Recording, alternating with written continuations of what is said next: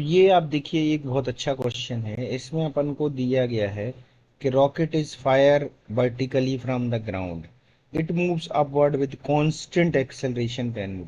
ध्यान रखिए ये एक्सेलरेशन है ऊपर की तरफ, क्योंकि रॉकेट के पास अपना कोई फ्यूल सिस्टम होता है, उसके अंदर कुछ एनर्जी होती है जिससे ये ऊपर की तरफ मूव होता है। तो ये यहाँ से रॉकेट ऊपर की तरफ जा रहा है, इसकी इनिशियल वेलोसिटी तो जीरो होगी, लेकिन इसके पास एक्सेलरेशन है ऊपर की तरफ, कितना, 10 मीटर पर सेकेंड। तो अब इस एक्सेलरेशन से वो ऊपर की तरफ जा रहा है, कितनी देर तक जा रहा है, 30 सेकेंड जा रहा है। तो आपके पास टाइम है 30 सेकेंड। ठीक है, अब आप ध्यान दें 30 सेकेंड बाद क्या होगा, इस रॉकेट के पास कुछ वेलोसिटी आ जाएगी यहाँ पे। अब आगे ये कह रहे हैं कि इसका फ्यूल जो है वो खत्म हो जाता है, लेकिन आप ध्यान दें ये यहाँ रुकेगा नहीं, क्योंकि इसके पास कुछ वेलोसिटी आ गई।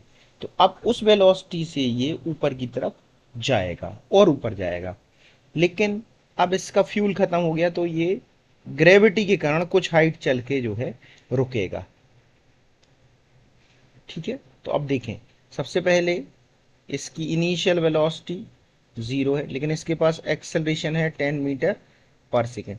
ये इस एक्सेलरेशन से जो 30 सेकेंड तक ऊपर जाएगा। तो अपन देखते हैं 30 सेकेंड बाद इसकी वेलोसिटी क्या होगी, इस फॉर्मूले से v is equal to u plus a t. यहाँ पे u जीरो है, तो v इज इक्वल टू आ जाएगा 10 × 30, तो ये हो गया 300 मीटर पर सेकेंड। अब यहाँ पे इसके पास वेलोसिटी है 300 मीटर पर सेकेंड। अब ये ऊपर तो जा रहा है, लेकिन अब किसके अंडर में आ गया, मोशन अंडर ग्रेविटी आ गया, ये मोशन अंडर ग्रेविटी। ग्रेविटी अब आप दिमाग लगाओ कितनी देर में इसकी वेलोसिटी जीरो कर देगी, इसके पास 300 है। तो इसके लिए अपन ने फॉर्मूला पढ़ा हुआ है T is equal to u upon g. तो 300/10, तो आंसर आ जाएगा 30 सेकेंड। तो 30 सेकेंड पहले खर्च हुए थे, 30 सेकेंड बाद में खर्च हुए, तो टोटल आंसर हो गया कौन सा, 60 सेकेंड। इस क्वेश्चन का आंसर 30 सेकेंड पहले के और बाद में। अच्छा, यहाँ पे आपको लग रहा है कि दोनों टाइम इक्वल क्यों आ गया।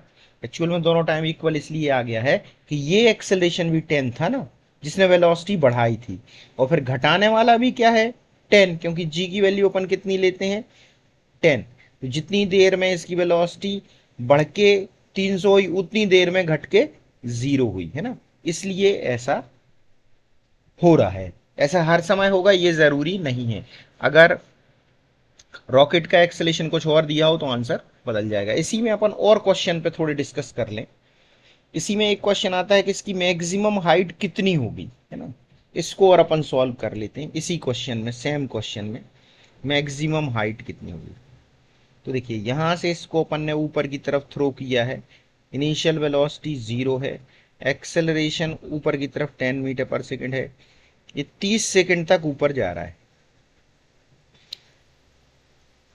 30 सेकेंड, 30 सेकेंड में कितने ऊपर पहुंचेगा, h is equal to u t plus half a t square. इसमें यू जीरो है, हाफ ए की वैल्यू है 10, टी की वैल्यू 30, तो यहाँ पे 30 का स्क्वायर 900 आ जाएगा।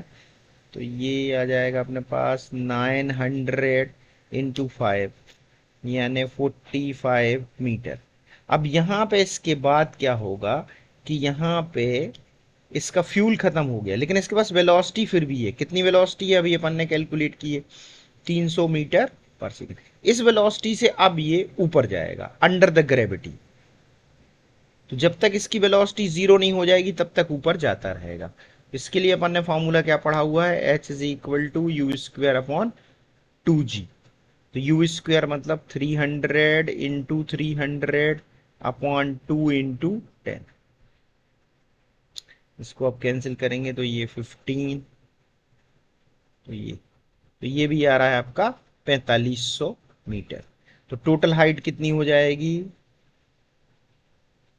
4500 प्लस 4500, तो ये टोटल हाइट आ जाएगी 9000 मीटर।